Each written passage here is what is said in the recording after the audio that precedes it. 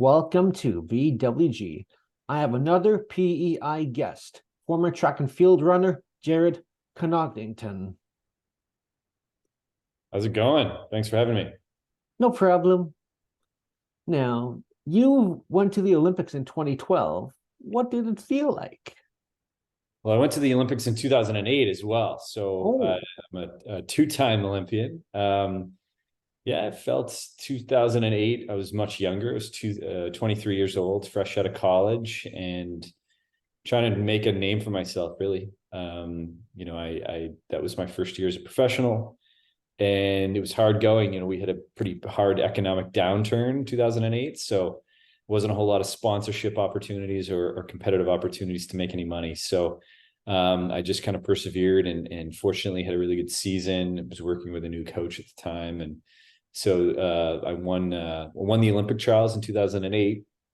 Sort of established myself in a way, and then 4 years onward, there's a lot that happens between Olympics, but the 2012 games were, I was named a team captain, which was a huge honor. And it was quite an experience. It was a little less stressful, I would say, in certain ways, than going to Beijing in 2008. London, we had been there a couple times. We were staged in our pre-Olympic camp in Germany, so it was just a short flight over. So a lot easier on your body. That traveling can be pretty tough on your body. So no, it was a great experience to be an Olympian the first time around, and the second time around, you kind of know what to expect in certain ways. And but yeah, no, it was a good experience to be an Olympian. I bet it was. If you can remember, what's your fastest speed? So we usually measure in meters per second. There's a conversion rate into miles per hour. I'm sure kilometers per hour as well.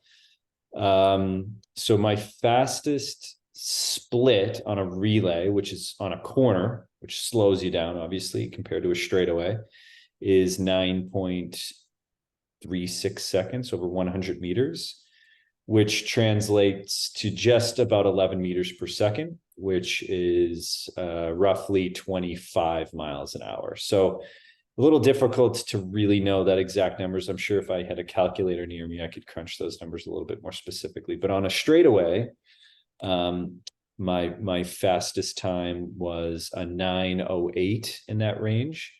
And that translates to basically to almost exactly 11 meters per second, which is about just a hair under 26 miles an hour. So, the great Usain Bolt he's run past almost 28 miles an hour. So I just drove through a speed zone there in front of my neighborhood school, and it's 20 miles an hour. So that puts it into context, I guess. Hmm. Track is math. It is. Track is math. Track is math in a lot of ways, not just math in terms of velocity and meters per second, but also the math on how the body moves, effectively, right? So having acceleration, your body is producing a lot of force. Velocity, you're producing a lot of force, but you're spending less time on the ground. So all that stuff is calculated. Your body mass times your ground contact time, all that stuff is math. So yeah, you're exactly right. Track is math. That's a good way of putting it. So. Oh, yeah. So now you're a coach for track. What got you into coaching? That's a good question. So when I retired from the sport in 2014, I was sort of in this mindset that I wanted to take a break from the sport. I'd been involved in track and field since I was a kid, but full time since I was 16. I went to college on a track scholarship, and then obviously competed on the Canadian team for almost 10 years.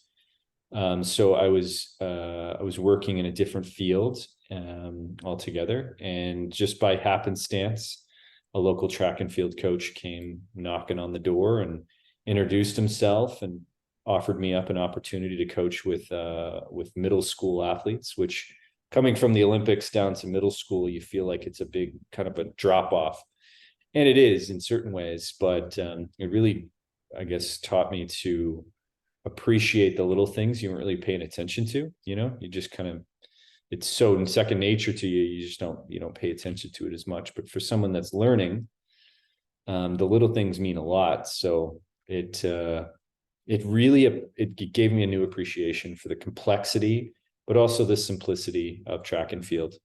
And I've been coaching this is my 8th season, I guess 8.5 seasons now. Congrats.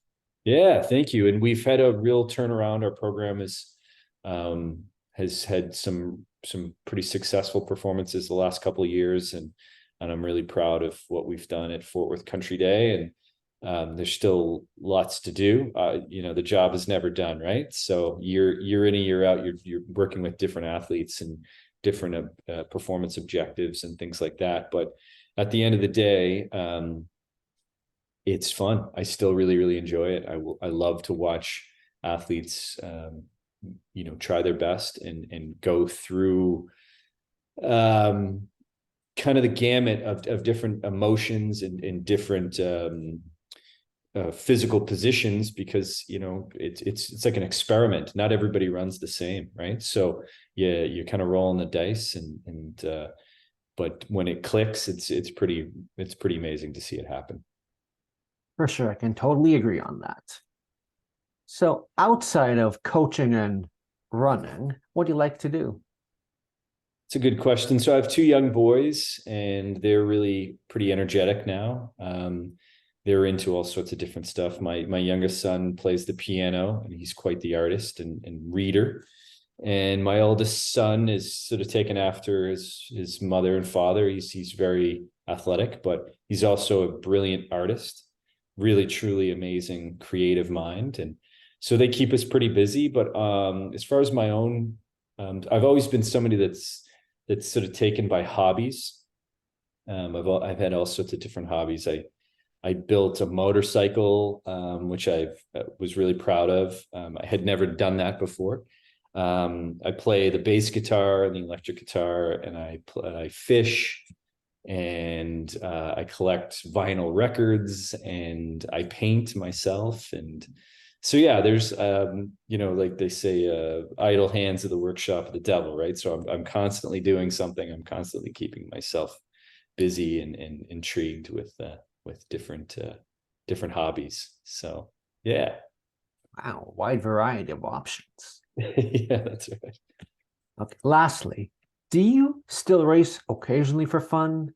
If yes, do you do on small tracks or big tracks? So that's a good question. So I don't race anymore. 2014 was my last official race. I raced in Glasgow, Scotland at the Commonwealth Games, and that was it. That was sort of the finale almost 10 years ago. And I've really had no desire to race. I know there's some athletes my age do what's called masters track, 35 and up. A friend of mine does that. And I just really don't have any desire to do that. But I will say this, recently I entered a road race with my sons. We did a lap around our town square here in Texas. And it was fun. I enjoyed that. It was more important for them to experience the sport and enjoy the sport, and for me to kind of be a bystander in that. But it was fun to do it again, and I think I might do it again in the future. Oh, wow, that's really sweet. Thank you for taking the time to talk to me, Jared. Of course. Well, thank you for having me on, and good questions and nice walk down memory lane. That was cool. Oh, yes, for sure.